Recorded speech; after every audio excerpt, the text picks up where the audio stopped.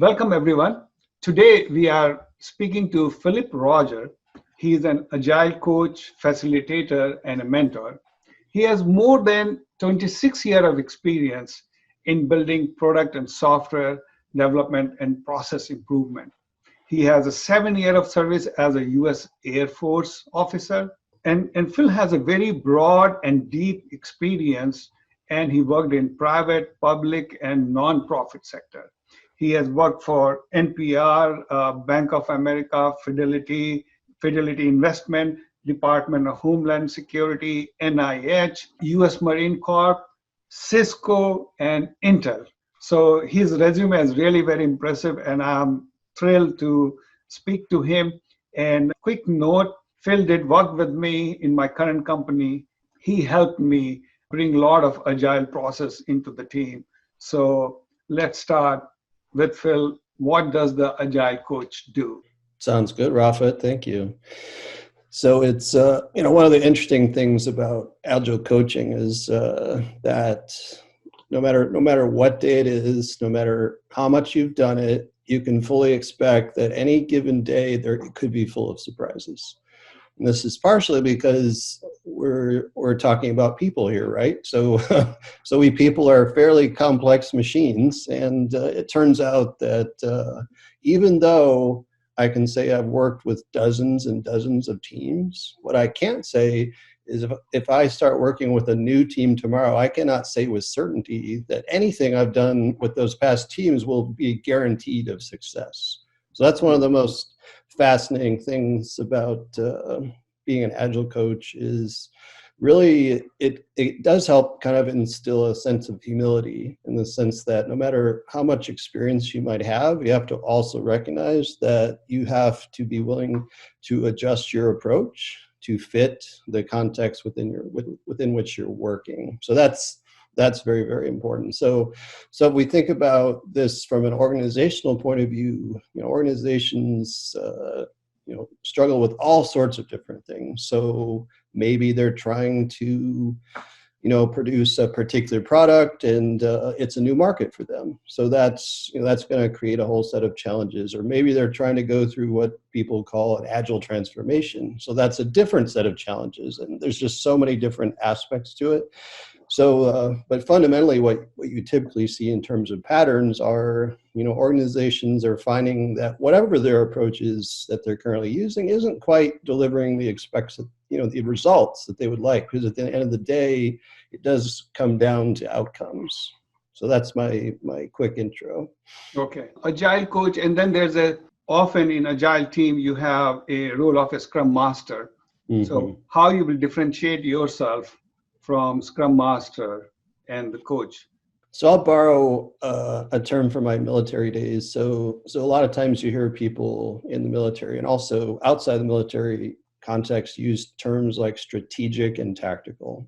And so really when you get right down to it, in a lot of ways, that's to a large degree, that's a big difference between potentially being an Agile coach and being a Scrum Master is, we'll start with the Scrum Master first. So typically Scrum Masters work with 1, 2, ideally no more than 3 teams. A lot of people would say ideally no more than 1, and there's certainly a lot, it kind of depends on the team context and the organizational context. Right. But if you think about a Scrum team, so the Scrum Master is really heavily involved with the day-to-day functioning of that team. And a big part of that is facilitation. So of course, Scrum has these events or meetings, and so one of the things that Scrum Masters pay a lot of attention to is just working with the team constantly to help them be as effective as possible. And so I think we've probably all been on teams where things weren't going too well, and we know what that feels like, and we also know what it feels like when things are going pretty well. And of course, we would like to be in that latter case. We would like to be in the team where it feels like we're really making progress and we're collaborating, we're communicating, and also we're delivering. Mm-hmm. So very tactical level typically for the Scrum Master, whereas typically with an Agile coach, for one thing, you're going to be more of light touch in the sense that you're probably going to work with a lot of teams at the same time. So it could be 5, it could be 10, you could also be working strictly with people at the executive level. You could also be what's called a technical coach, where you're really focusing on maybe working with a couple or 3 teams, helping them improve their technical practices. So that's a quick way to summarize that. True, true. And, for the audience, as I already said in the start, that Phil worked with us, and he was a very big force in making sure that we all are following the proper agile pattern and practices, because we were growing like crazy. And I think we just doubled in 6 months. And in that process, when you hire so many new people, they come with their own of way of thinking that how Scrum should work, how Agile should work, or how Kanban. So Phil was a very important force there to bring everybody together, including me, because I had my Microsoft baggage, and other folks were from different companies. So that way I can really see the value of a coach, because you brought so many new things and new thinking, and brought everybody together. It really helped that team started working and functioning normally. And I think it's been 2 years. We set up so many processes and all. We are still following all those processes, how the sprints were defined, backlog, and everything else. I can see the value of a coach. And I think it's very important, especially if it's a startup or some company is just starting and growing. When you're bringing new people, I think then it becomes very more important. Yeah. So, Phil, I know Agile, it has their own manifesto. And it's very clear, very simple. But often we misunderstand that simple manifesto of Agile. And I see many companies, they miss getting it. And I would like to know from your experience, what aspect of Agile Manifesto are most commonly misunderstood, and how does it manifest in companies, this misunderstanding of Agile? So if you can talk a little bit about it. Yeah, absolutely. This is certainly a common thing that we see. Like you said, Rafa, the manifesto appears to be very simple, right? Because I mean, it's only a handful of words. I mean, even if you add the 12 principles, it's not exactly a long read. So I think a lot of times people just assume, I think there's this idea of, I'll just use the phrase, agile fairy dust, right? That you can just kind of, sprinkle in some, maybe start having some new meetings, maybe call them by a different name, and that suddenly, magic will just happen, right? Because now you're agile. I guess a term I might use for that, I would call it cardboard agile, right? Because basically, it's kind of like you're putting up some cardboard cutouts, some things that you've been told will work, but there's nothing behind the cardboard cutout. You haven't actually changed really what you're doing. You're giving new words to things, which a lot of times what you see is organizations are essentially doing things much the same way as they always have. So, it shouldn't be a huge surprise really if you take a step back that, okay, well, if we didn't really change anything, why would we expect, for the results to be drastically different? But yet that's what we see time and time again. So I'll pick on one of the hobby horses, if you will, which is documentation. So, so a lot of people, they read the manifesto and they say, oh, look, we don't have to write documentation anymore. Well, no, sorry. I saw it so many places, this thing, and especially with new kids. Yeah. And, we're not saying, hey, don't do it anymore. But what we are saying is let's ask ourselves, what is the most important thing? So if you take that, that little section of the manifesto, working software over comprehensive documentation. So for instance, if I'm on a team, and we've been working on something for a couple of weeks, would it be more useful to my stakeholders to show them, I don't know, a technical specification, a document, or would it be more useful to show them some prototypes and maybe even some working software, that describes what might have gone into the technical specification? So, one of the big problems we see here is, let's think about it in business value terms. So, the business value of a document, I'm sorry to say, because we like to write documents, we put a lot of effort into them, but the actual business value of a document is zero, because you and I, we can't actually do anything with a document. So even if it's the best specification in the world, it doesn't have business value. Now, that doesn't mean, though, that we say don't work on documentation. It just means we're just shifting our focus. So there's actually a lot of attention that's paid to, capturing the most important details, and most importantly, making sure we have the same understanding of what we're Right. actually trying to do. True, true. I think that's very important to have a documentation enough so the team member can understand each other and can talk to each other about the design and critique it and a little bit, at least have a notion what they're building. So Phil, tell me about how does the successful facilitation looks, right? What does that look like in practice? Yeah, that's a great question, Rafa. And I think one of the interesting things about this is actually, it might seem counterintuitive, but if you really think about it, a successful facilitator, you almost don't notice them, right? Because because like a lot of people assume you're supposed to like take charge and push this and push that, but realistically speaking, if you really kind of take it apart, like what's a facilitator actually trying to accomplish? Well, they're trying to help the team make decisions, have productive conversations. So if you are essentially trying to constantly push the team in a particular direction, you are no longer a facilitator.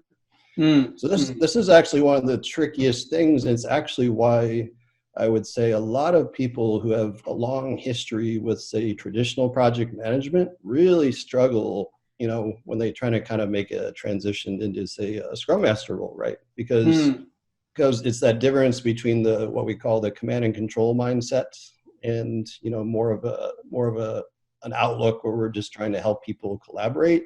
And so one way to put it is the facilitator is essentially trying to help people arrive at the outcomes that they want to arrive at, but not dictate the outcomes. Not dictate it, right? So that's an important point. Yeah.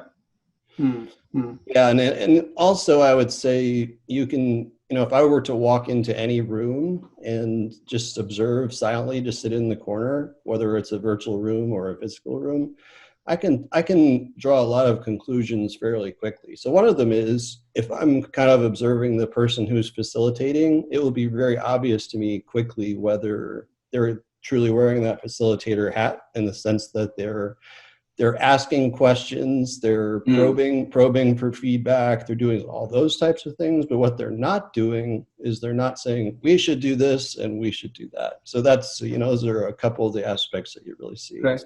But Phil, isn't it, as a coach, you have to set up some processes, and you may have to ask these things, right? That this is right, this is wrong, or you'll do this before the meeting, you explain everything, and in meeting you will be quiet, and then later on you will explain.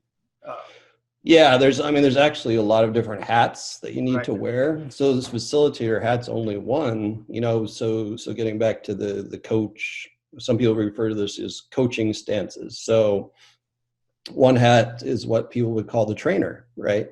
Right. So if you're working with a new team, you're probably going to spend a fair amount of time kind of from that point of view, right? Where you are essentially articulating, what these practices look like and giving examples of what they look like when they work. Another one is mentoring, so this might fall in the category of basically giving helpful advice. The facilitation, though, by itself means I'm going to guide the meeting, but I'm not going to direct the outcome. That's the tricky difference with That's the facilitation. tricky difference. Yeah.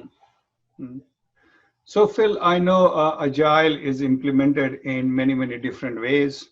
So I would like to know from you, what are some big key differences or similarities between Kanban and Scrum, and call it extreme programming.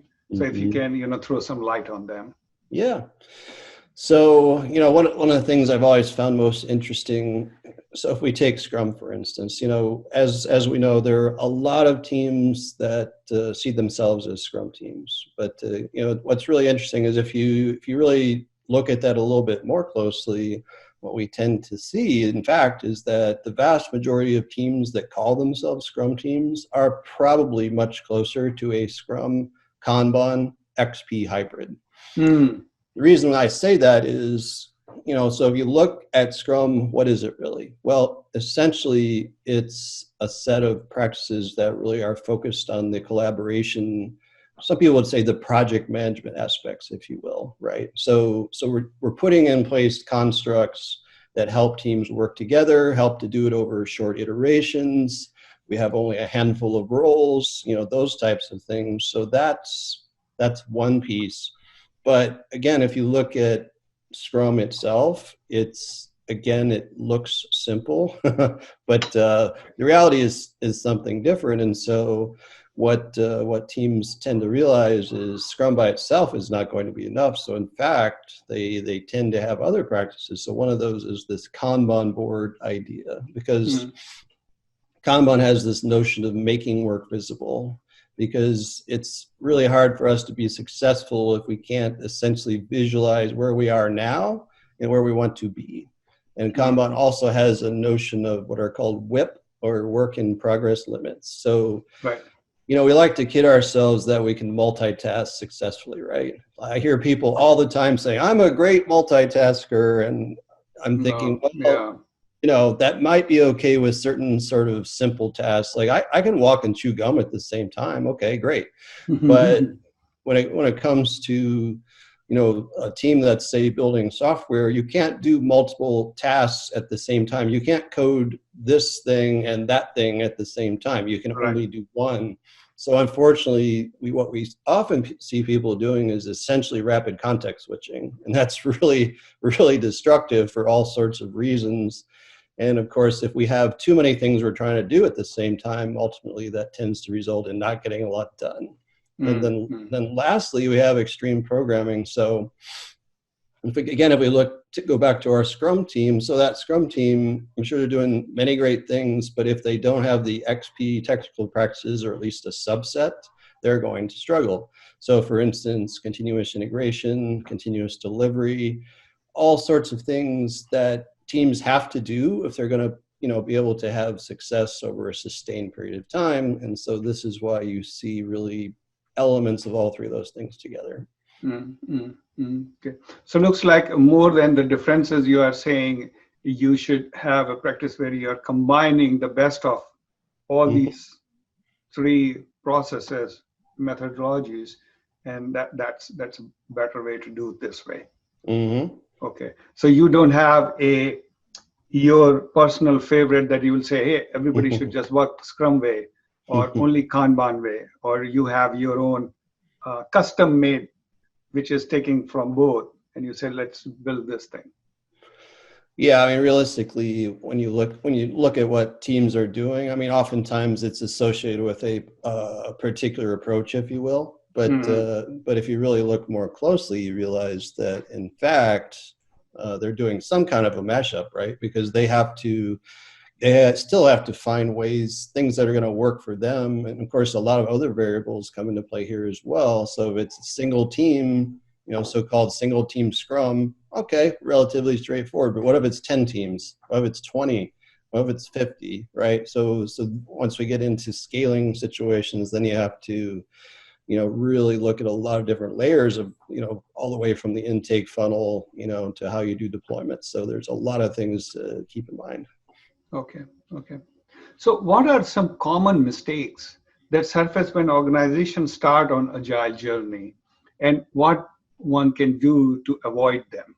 You must have seen so many failed startups, right? Because of your experience. Yeah. So talk about few of the things which we should avoid from get-go if I'm starting my Agile journey. So certainly one thing, it comes back to kind of how we work with each other, like that basic personal interaction, right? So if my prevailing way of doing things gets us back to this command and control mindset. If, I feel like, okay, I'm good, I need to tell this team what to do, right? So that's one area that's really, really common that I see where things break down, because I think a lot of, people, they've grown up with a certain set of management practices, and they basically say, okay, not only am I going to, work together with you to figure out what our vision is, what we're trying to do, but I'm also going to tell you how to do it. So that's one, classic example. What does that actually tell the team members? Well, if I'm on that team, probably one thing it's going to say to me is, I'm not sure that they trust me to do the job, right? Because if that's what I'm hearing, that, you must do exactly these steps the way I tell you to do them, that leaves no room for innovation or possibly finding a better way to do things, which kind of defeats the whole purpose. Because what are we actually trying to do? Well, we're trying to deliver value. Usually there's more than one way to do that. And so it's a pretty rare occurrence that one person is going to come up with a better solution than 10. So this is one of the, the big problems that we see is, simply this idea that, somehow one person has all the right answers and they're just going to share their wisdom, and, everything else will take care of itself. Another common problem is unrealistic expectations. So I'm sure, again, so many of us have experienced this where, we basically try to lock down, scope and schedule, lock down everything, right? And that's been proven not to work for software. So, so that's another mistake that I commonly see is this idea that, okay, well, we're going to fix this date and we're going to fix this scope and everything's going to be fine. But, realistically speaking, there's a lot of uncertainty and a lot of complexity that's actually lurking there, which is why a lot of people use a term called probabilistic forecasting, which is simply a fancy way of saying, given, a certain set of things we're trying to do over a certain timeline, we can forecast within a certain range. And so we have a range of outcomes. And so when we forecast, we base that forecast on that range of outcomes. And that's another thing that I think a lot of people don't really fully grasp is, the nature of like what forecasting looks like in a software context. Okay. The other next question I have, which is a pretty tough one for most of the organization, setting up the vision, goal, and scope for a product and making sure that everybody gets it, right? So what techniques are the easiest and most effective to help ensure organizations and teams are in align on vision and goals and scope? Talk to me. I know you have, we call it RAF, like a rapid align framework thing, which you taught us. So talk to me about that. Sure. And I think I found it to be very effective to align all this vision and goal towards a one product. Absolutely. So the rapid alignment framework that you just mentioned, that was a case. So we've touched a little bit on mixing, taking different practices from different places and finding things that work. That's exactly what that is. So I chose a technique called Inception. Some listeners may actually have heard of a book called The Agile Samurai. So in the book, The Agile Samurai by Jonathan Rasmussen, he describes this technique called Inception. The beauty of it is, for one thing, it doesn't take very long. So basically Inception consists of about 11 or so activities, and the facilitator can basically choose, which activities they feel are going to be most helpful to a team. The good news is that you can actually employ multiple activities and still have that conversation in less than an hour. So for instance, you ask things like, why are we here? What is the actual most important business reason to do this thing? Because a lot of times I think we assume that's understood, but once we drill down a little bit, we realize not everybody has the same understanding. Another technique that is part of it, Inception, is called the not list, right? Because oftentimes it's easier to start with what we won't do right away instead of trying to list everything that we will. So that's another technique. One's called What Keeps Us Awake at Night, which is like the classic conversation about dependencies and risks. And again, I think a lot of times, until we really have a candid conversation about that, I think different people might have, different ideas about what those dependencies and risks look like. So that's a short overview of Inception. Another piece that's very powerful is notion of a canvas. So a lot of people have probably heard of different canvases. Of course, lean canvas is famous, in the lean world, but there are a lot of different canvases. And so for instance, if you take a vision canvas is another simple tool, which basically invites us to have this sort of candid conversation, to also make it very visible, where it's basically this, essentially this grid kind of framework where we can call it all these assumptions we're making. Another piece is called story mapping. So story mapping is a great way to go from a little bit higher level to more tactical. So basically you start with, it's kind of like you have this checkerboard, if you will. At the top are high level activities, and you want this to be from the user's point of view. So you start with these user activities and talk through together, okay, what are the main things, that we need to do? Let's say we're going to build an email client. So what are the main things a user would want to do if they're using an email client? You basically call out those high level things, then you go one level deeper, break it down a little bit more, and then finally break those down into what we would call user stories. And then lastly, you lay those out across time. So essentially you have an arrangement, a high level view of how you think this work will be released over time. So those are some of the tools I like the most. Okay. So, and all these tools together, they call Rapid Align framework, right? That's what I chose to call it when we were working together. But the tools themselves are, they're freely available and very popular. So I know you gave us a very quick rundown, 10,000-foot overview of this Rapid Align framework, but it is very, very effective, and I'm still using it in most of the projects. It clean up a lot of thinking for the whole team, right? Why we are here and what business problem we are solving. And because often techies, devs generally forget that there's a business problem to be solved. They just look at some shiny thing and try to run through that. So I know you gave me a very quick rundown, and to the audience, if you guys want more deep dive, let us know. We can have another session in that we can go with Phil. Just only on this framework, I think it will easily take an hour if I, will drill down. So, feel free to leave a comment and we can come back to talk about that in more detail. So my next question is, Phil, what is the difference between output and outcome, right? And what are some useful agile metrics? We have a lot of KPIs, but I want to know your agile KPIs. Yeah, the outcomes and outputs question is a huge one, because I think a lot of times where people struggle the most is because they don't necessarily understand what the difference is between those two things. So a guy who writes a lot about this topic, his name is John Cutler. And so if you just look for him, you'll find him. He writes about product management topics, and he uses a term which he calls success theater. So if we think about, what would success theater mean? Well, it's actually a very interesting term, right. And I'm sorry to say that it actually describes fairly well what we see in a lot of organizations, where basically, we have to ask ourselves, what is it that we're actually celebrating, right? So let's say we do a lot of work and we release something.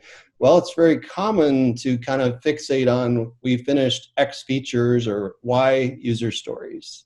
Well, okay, great. But what was the actual outcome of that, right? So the output is we finished X number of things, but what we often don't do is we don't actually ask the question, okay, so from the customer's point of view, what was the actual value, right? Because this kind of goes back, to a large extent to the original on time, on budget type of thing, which has been with us for decades, right?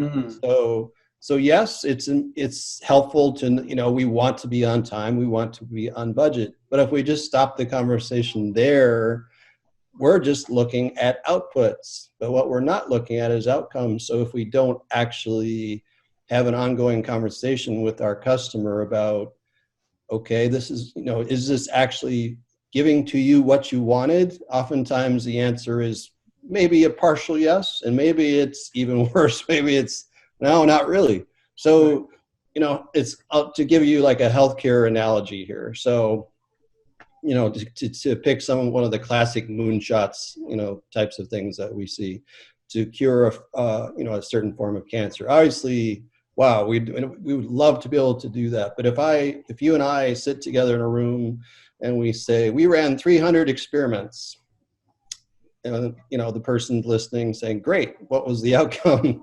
Well, we know more than we did, which is, I'm not saying that's not useful, but, in comparison, if we can't actually say to people, we actually came up with something which is going to make your life better, then what, that by itself is not, a great measure of success. So we have to constantly ask ourselves, what in the world did we actually deliver that made a customer's life better, that helped them actually achieve, a goal that they want to achieve? And unfortunately, I think that gets left by the wayside, which leads us to metrics.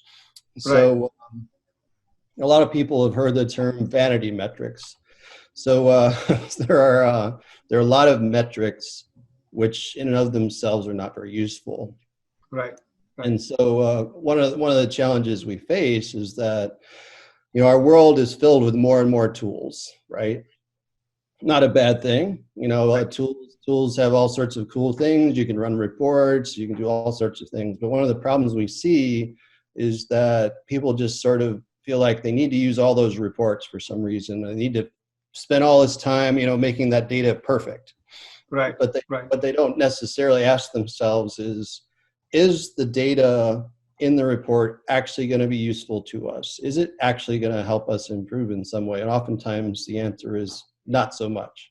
Right.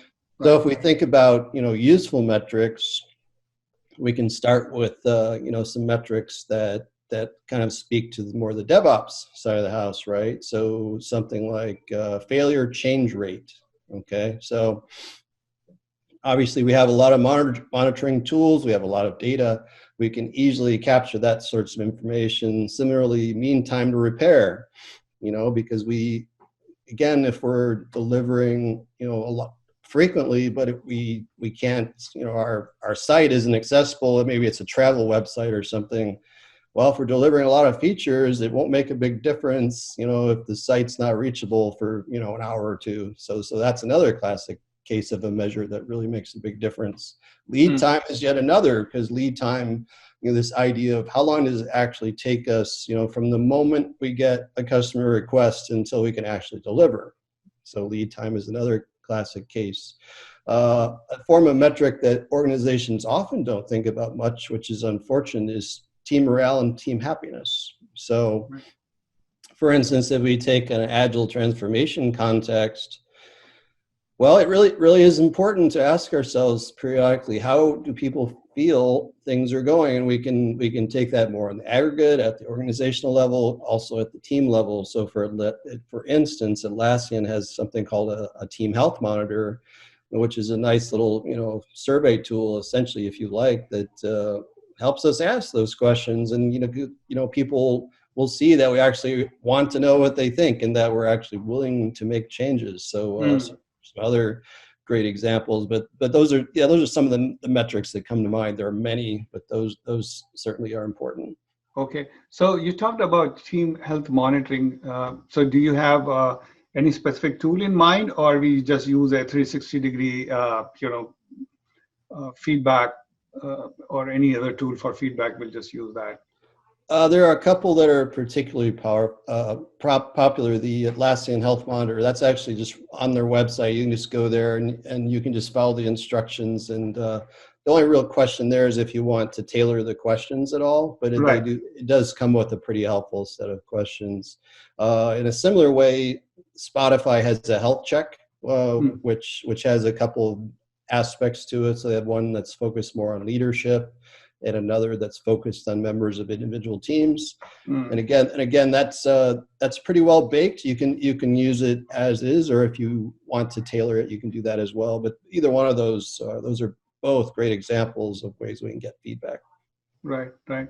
And we talked about, output and outcome. So when you were defining that, I was thinking about the OKR, right? Mm-hmm. Objective and key results, where we basically try to measure the real outcome, outcome of it, output, not output.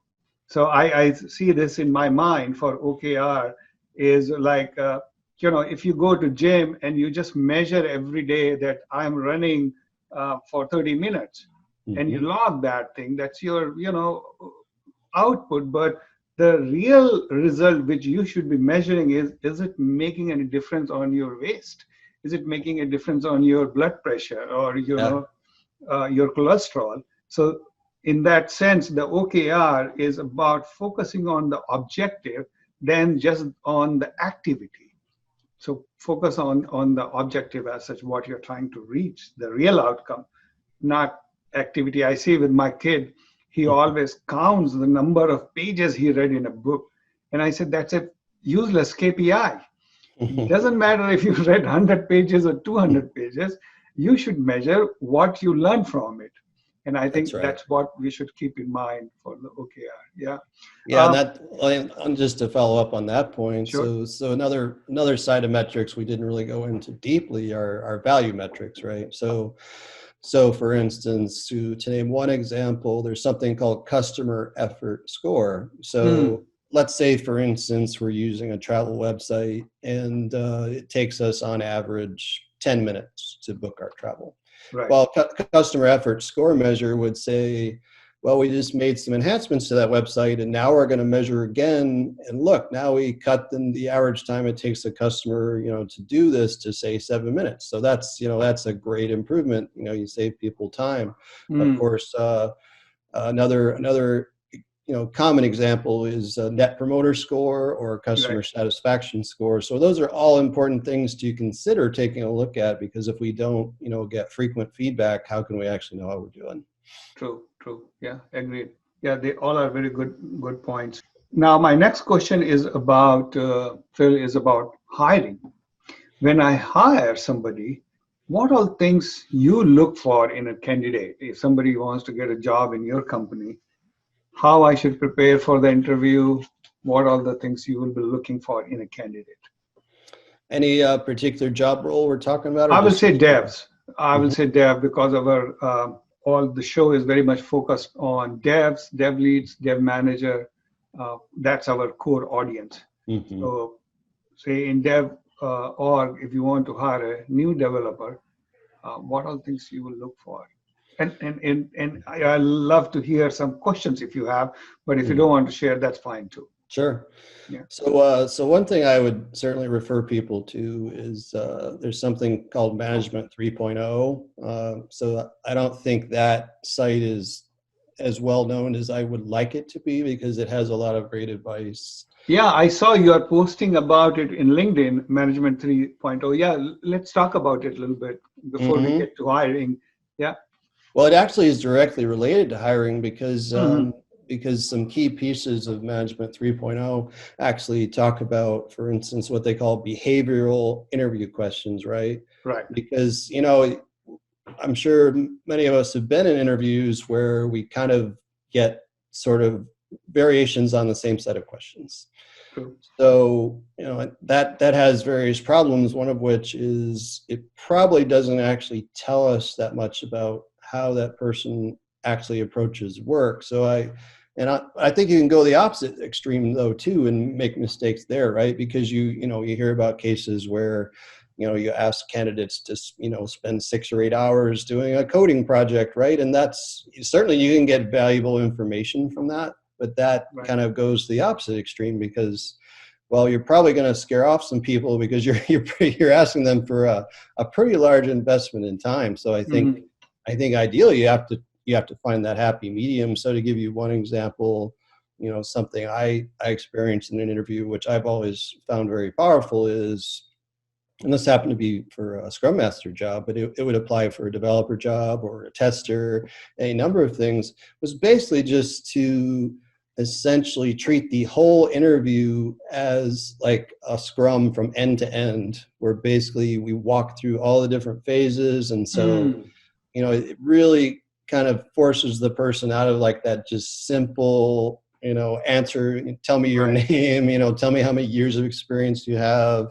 And it really gets much more into kind of observing their behaviors with like, actual problem solving, and also, applying the things that, kind of out of the box, if you will. So right, I think those behavioral types of questions make a huge, huge difference. And of course, a second part of it is, for instance, if I'm being interviewed, I sometimes find myself asking more questions than the person interviewing me did. right. Because, realistically, it has to be a conversation. It can't feel like it's one way. True. And, I think that's just a fact. When you look at interviews that are successful, there's a lot of give and take, a lot of information flowing both ways. True, true. I agree with you. In fact, you can find out the intelligence of anybody by their questions. What Hmm. questions they're asking, are they curious or not? And in Microsoft, I think I interviewed hundreds of people in 15 years. And that was one known criteria for everybody is if the candidate just jumped to the answer, try to answer without asking question, it's a no hire straight Hmm. away. You have to ask a lot of questions. So you show, first of all, that you are curious. And then second is you have to understand the problem fully. And for that, you should ask a lot of questions. I think asking questions in an interview is it's a very, very good tip for, if anybody is starting their career, getting into interviewing, they should do that. Yeah, that's a good tip. Absolutely. True, true. So whenever I talk about interview, after that I talk to my guest about their failures because most Hmm. of my guests are very, very experienced and they holding, big positions in big companies. And from outside, it looks all success and a straight line of 45-degree where they just climb up on top. But that doesn't happen in real life. People fail, and the successful people generally come out of the failure better. So I would like to know if you can share something about your failures in life. It can be anything, and what you learn. Because the idea behind this question is to motivate my audience, who are the young audience living in the Hmm. Indonesia, Sri Lanka, Sure. Bangladesh, and they need to get motivated and don't feel defeated with their first failure or second. So Hmm. that's the reason behind this question. So if you can share something about your failure and what did you learn from it? Yeah, I'll just start with a little bit of a funny story. So, Sure. I think one of the fundamental truths about life is we actually do, or I should say, we can learn far more from our failures than we can from our successes. So, Mhm. sometimes I think back to when I was coaching my son's baseball team, and this team had. They won quite a few games. They felt pretty good about themselves. Then all of a sudden they had a losing streak, and they lost a few games in a row. So I remember Mhm. basically saying the same thing to them, about learning more from your failures. And so one of the kids goes, "Well, coach, I guess we're learning a lot right now." Because we lost Yeah. some games. I said, "Yes, that's true." But I think that's the beauty of it, is that it is such a great, vessel for improvement. So if I think back to one case when I worked at Cisco, so I joined them in 1999 during the internet bubble. Very exciting time, lots of cool stuff happening. Voice over IP was really, really hot. Mm. So as it turned out, I wound up working on this product, which seemed just amazing. I mean, it was very, very ambitious. It was basically to make available kind of like a personal version of a PBX, if you will, for a small business. Mm. So the thing is, a a private branch exchange, a PBX, there's actually a lot of complexity underneath there. And so, this was a classic case where, Cisco threw a lot of really smart people at this, and, a lot of time and money was invested in it. I was involved, for instance, in trying to write a better requirements document because they knew going into it that like the one we started with just wasn't going to cut it. But of course, it was a waterfall project. And so, given the circumstances, we were trying to build something very, very complex and trying to do it in a waterfall way where we work on it for, say, a year and a half or 2 years. And then, basically have this finished product, take it out to the marketplace, only to find that, well, even though the product itself had some really cool features, one of the things it lacked was ease of use. So, Right. Not as bad if this were for like a market with like medium to large businesses, but in a small business context, think even of like a medium-sized nonprofit. So they're not going to have IT staff, around full time to help you like figure out why isn't this working, right? They're just not going to have that know-how. So I think back on that. That was a classic case of, you can do a lot of things right, but if you don't constantly revisit things, in this case with your customers, you're probably going to put yourself in a tough spot. True. So what happened to that product? Did it fail or? Yeah, it did. Okay. Yeah. Okay. So that's a good learning. Yeah, you should always know your customer and what exactly you're doing for them. True. So this brings me to my next question, which is the worst management advice you ever got from anyone, from your friend, your mentor, from your manager, the worst management advice? So I'm going to kind of channel a bunch of different people over the years and sort of conglomerate that in the sense that I think the worst advice kind of goes hand in hand with the worst behavior. So so there's a term called Taylorism. So just for people who may not know that term, so the management style that originated in the late 19th century people have come to refer to that as Taylorism, and it essentially started during the Industrial Revolution, and it certainly was revolutionary at the time. The way of managing was very, very different, but it was designed for a particular context, and that context was mass production. So if you think about an automobile assembly line, for instance, okay, you can see why this management theory evolved the way it did, because basically you have these very specific jobs, and each person is like a cog in the machine.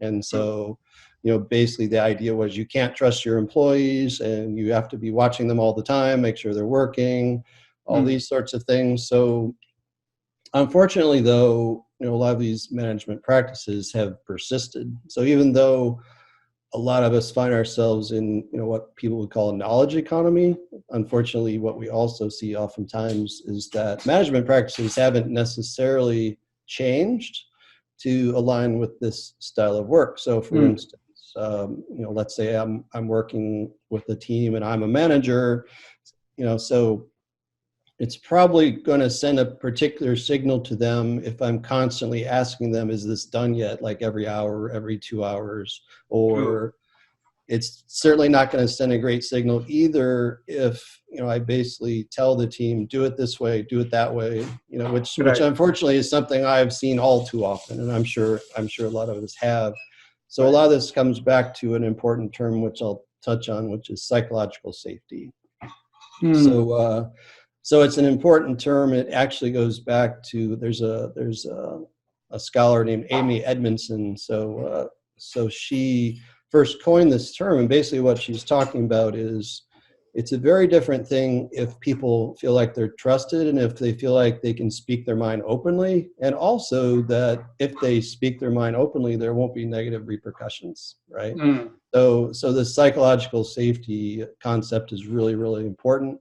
So to sum it up, I would say, managers that do and say things that destroy or erode psychological safety. That kind of goes back to more of the Taylorism, style versus managers who are there more as a mentor, is how can I help you? How can I remove impediments? Those types of things. That's really what we're after. True. I think this is a very, very important point, key point. And you provide it in many different ways, I believe, because suppose a meeting is happening and you let people speak their mind. That also is a component of that. And I see it happens often in some, very powerful leaders or managers, very, aggressive. And I see the team doesn't speak at all. Right. And I remember in couple of years back, almost about 10 years back, I went to a different country and met the whole dev team. There was like 20 people were there and 2 dev leads and dev manager. And the whole time I stayed there, only dev manager talked to me. Nobody is talking to me. Nobody's allowed even. And I asked later on what's going on. And I found out they all are scared to talk in front of manager. And brings that point back, very much about what is psychological safety, and we should pay attention to that. So I think you answered my second question also, which I was about to ask you, in a way that first my question was the worst advice, so you gave me the answer, and then my next question was, what is the best advice you got in your life for management? And I believe psychological safety can be one of the things for sure. Any other thing you'd like to add to it? Right. Well, just to go back to Cisco for a second. So, John Chambers was the CEO when I was there, and he served as the CEO for a very long time at Cisco. And one of the things I found most notable about him was how accessible he tried to be, right? Because, on the one hand, you're talking about a very large corporation, but even so, you could see that he really placed a really high premium on interacting with as many people as he possibly could, and actually really wanting to know what they thought, right? So, how often do you see that, in a very, very large corporation? So he was interacting with the team, your team, and other people like that? Yeah, he would frequently, set aside time where, kind of an open forum, if you will, where, where people could ask him questions. Obviously, in a company that size, the scaling part of it is non-trivial. Plus, Cisco has multiple locations. But at the time, I was at the San Jose headquarters, and he would take the show on the road and, try to do the same thing at other sites. So that was something I always really appreciated about his management style. Okay. Yeah. I know that you mentioned a couple of books, but I would like to know any books you will recommend to our audience to read to learn about agile management or just generally in life, the book which influenced you most. All right, we'll start with this one here. Wow. So one of the things I like most about this book is it's data driven. And so the history of it is that there have been these annual DevOps surveys for many, many years now. Right. And the surveys themselves, by themselves, they're a good source of data. But of course, the people that had this data were looking at it and saying, there's probably some important conclusions we can draw from this. So they hired a data scientist named Nicole Forsgren to basically work with them and, comb through all that data and actually ask, what does this tell us? So what they came up with is a really powerful summary of getting back to our metrics conversation of what are the things that, actually matter the most when it comes to, successful companies. So that's one of the things I like most about that book. Now, if we talk about development in Agile context, this one called The Art of Agile Development. This is, by the way, this is actually coming, the second edition, I think, is coming out soon. This is the first edition, which was published, I believe, in about 2008. But one of the things I like about that book the most is it really does a great job of tying together the XP technical practices with just the bigger picture of Agile itself. And so it's really got a nice perspective when it comes to, all right, how do you get started with continuous integration, or, how do you kind of evolve it if you're already doing it? So it really goes, into a good level of depth on technical practices. So I'd recommend that one. For Kanban, you may actually know this guy from your days at Microsoft, but this is a very practical book. Who is the author? His name is Eric Breck. I don't know if I'm pronouncing it correctly. Eric Breckner. Yeah. I actually interviewed him for this yeah? show 2 shows back. Yeah. He's a great guy. Yeah. Yeah, he's got like a nice video lecture where basically he's just kind of walking through what Kanban looks like, and he's doing it in the sense that the lecture itself is making the Kanban board, where his process of question and answer, and the book itself is much the same, where it's very practical. These are some simple steps that you can take. Yeah, and shout out to Eric. He was teaching Kanban in Google Office, being a Microsoft manager. So he was a director of engineering learning in Microsoft. So I think he trained, hundreds and hundreds of dev manager and dev lead. He's a great manager, a great person. I spoke to him twice. I interviewed him twice. One for this Master of Technologies. He interviewed 2-3 weeks back. If you'll go on the YouTube, you'll find his interview there too. Nice. Yeah. He's great. Here's one on Scrum. So there's so many books on Scrum. I chose this one because it speaks more to the product management perspective. So the author, Roman Pickler, he writes extensively about product management in Agile context. And this is one of the better short summaries that you'll see on the topic. Of course, Henrik Nyberg has a wonderful short video called Agile Product Ownership in a Nutshell. You certainly should check that out if you haven't seen it. It's great. But this book is a nice overview of Scrum and kind of, how you make sure you're finding the value behind what you're doing and delivering that. And then lastly, I would be remiss if I didn't mention this book about retrospectives. So, when we talk about retrospectives being the key to continuous improvement at the team level, this is what we're talking about.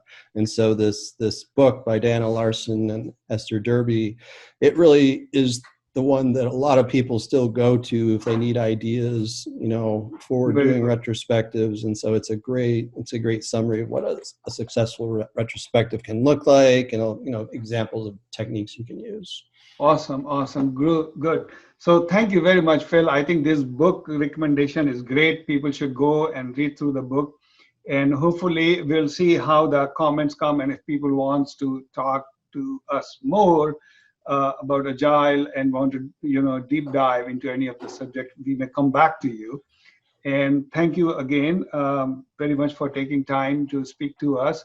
And thank you for helping me in my current company, where you left, I think, about more than a year, but still we are following a lot of your practices.